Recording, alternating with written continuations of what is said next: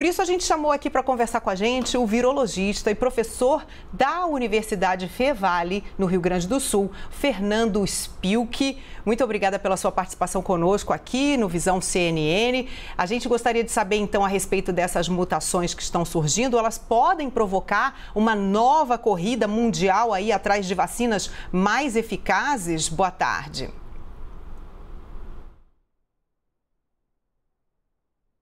Boa tarde. O que nós estamos acompanhando é que diversas dessas novas variantes, linhagens novas que estão se consolidando nesse momento no mundo, elas têm algumas mutações na proteína da espícula, a proteína spike, que convergem, ou seja, são as mesmas mutações em linhagens diferentes, e elas podem e poderiam até causar algum problema em relação de forma completa ou parcial em relação à eficácia das vacinas. Isso é uma coisa que precisa ser estudada de maneira muito aprofundada. Nós não devemos, de forma alguma, nesse momento, ser tão exasperados no sentido de dizer que as vacinas que estão aí disponíveis não devem ser tomadas ou não devemos confiar nelas. Muito pelo contrário, a vacinação em massa ela é fundamental e quanto mais breve possível, justamente para evitar a geração dessas novas variantes. Não é uma vacinação muito lenta, por exemplo, inclusive, pode ser um desafio nesse sentido, então a gente precisa expandir a vacinação. Quem devemos ser pouco cautelosos o suficiente para deixarmos para desenvolver essas atualizações de vacinas lá na frente, quando já tenhamos problemas. Então, há um esforço mundial, por exemplo, no Brasil hoje, nós, de fato, estamos olhando soros de pacientes vacinados com diferentes vacinas para as variantes brasileiras, especialmente a P.1 e a P.2, justamente para que a gente possa dar essa informação. Mas os dados, como você bem colocou, Carla, são preliminares, eles já mostram aí diferenças entre as variantes e, digamos assim, a neutralização promovida pelos anticorpos de pessoas vacinadas em relação às variantes não é que ela simplesmente tenha sumido. Não, há uma neutralização parcial e nós ainda estamos investigando no mundo inteiro, ainda estamos observando o que vem sendo feito em relação a se isso realmente acaba frutificando em perdas na eficácia da vacina. Por enquanto, os dados preliminares também demonstram que há a possibilidade da proteção. Então, o recado é de que nós precisamos, sim, de vacinação e devemos, até este momento, continuar confiando nesses imunógenos que já estão disponíveis. Professor Evandro Cini está aqui com a gente. Evandro, temos tantas perguntas, né, Evandro? É verdade, obrigado, viu, Carla? Professor, é um prazer falar contigo ao vivo. Eu queria saber qual que é a porcentagem. Eu queria saber qual é a porcentagem de cobertura que a gente precisa ter para que, de fato, a população esteja protegida e como que o senhor avalia isso a partir da forma como a vacinação está acontecendo aqui no Brasil. Vai ser um desafio muito grande ainda alcançar essa cobertura? Seguramente, né? Nós temos hoje em torno de 2%, até 2,5% da população vacinada e a gente sabe, em virtude das taxas normais de transmissão do vírus, tanto linhagens anteriores quanto essas novas variantes, nós precisamos de uma taxa de imunização ao redor dos 70% para realmente termos assim algo que nos inspire maior tranquilidade.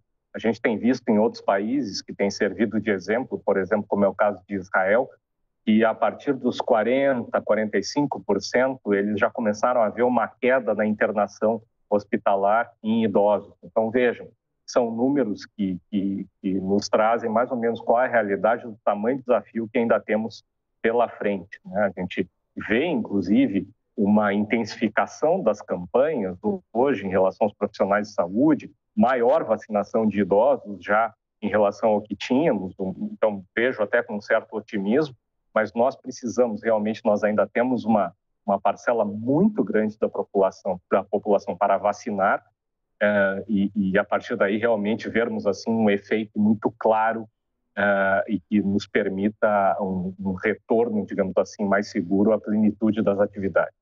Professor, nós temos inclusive gente da ciência estimando que tenhamos que nos vacinar todos os anos, como é, por exemplo, com a gripe. O novo coronavírus demonstra isso, que ele tem uma capacidade de mutação grande e que pode ser que a gente tenha que renovar a vacina a cada ano, como fazemos com a gripe?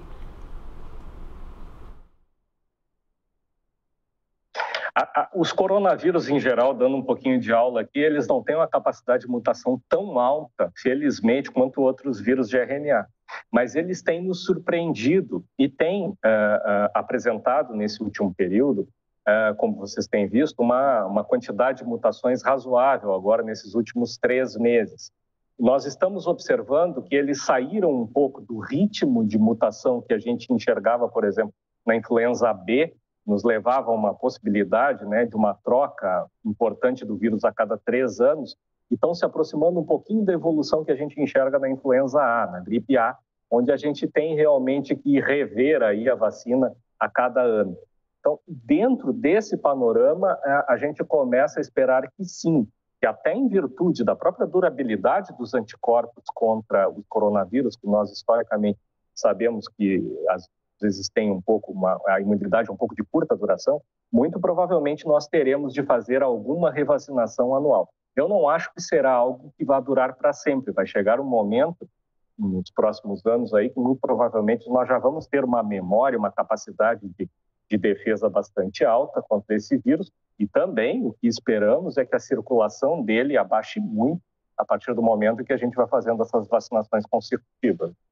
Professor, essas mutações, elas colocam alguma vacina, como mais eficaz que outra por conta da tecnologia para o desenvolvimento desse imunizante? Então, uma vacina é desenvolvida a partir de RNA mensageiro, a outra é desenvolvida com vírus inativado, a outra com adenovírus. Isso faz com que uma ou outra seja mais eficaz no combate a essas mutações?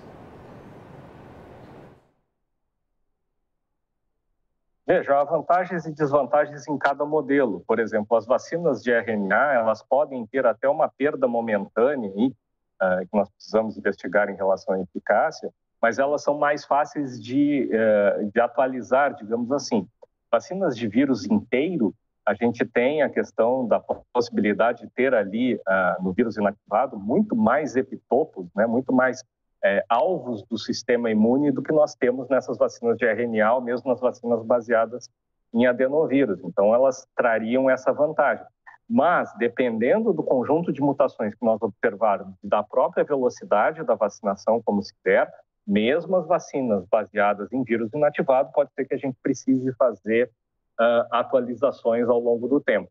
Não é? Por enquanto, a nossa preocupação é passar para a população a mensagem de que, ao ter possibilidade de se vacinar, busque esse privilégio, porque efetivamente o que nós precisamos agora, justamente para não ter no futuro mutações ainda mais exuberantes, digamos assim, e realmente tragam um problema para esta primeira geração de vacinas, a melhor ferramenta, além de distanciamento social, etc., mas a ferramenta mais incisiva é uma vacinação massiva. Então, justamente em virtude das variantes, precisamos vacinar. A cientista Sharon Peacock, do Reino Unido, fala, até está no nosso site da CNN, que a gente pode ter aí pela frente uma luta de 10 anos contra a Covid por causa justamente dessas variantes que, como o senhor disse, não eram tão comuns antes nos outros coronavírus, mas que estão se tornando muitas vezes dominantes depois de aparecerem, porque tornam realmente o contágio do vírus mais eficaz. O senhor tem alguma perspectiva, alguma expectativa com relação a isso, a duração dessa pandemia, inclusive comparativamente com outras que já aconteceram? A gente sempre cita aí a mais conhecida, que é a da gripe espanhola. Não sei se tem termo de comparação entre as duas, mas como que a gente deve olhar o futuro? Porque eu achei que 10 anos realmente a gente está entrando em desespero, né? Deus. Já pensou 10 anos as crianças dentro de casa? Aí a gente enlouquece.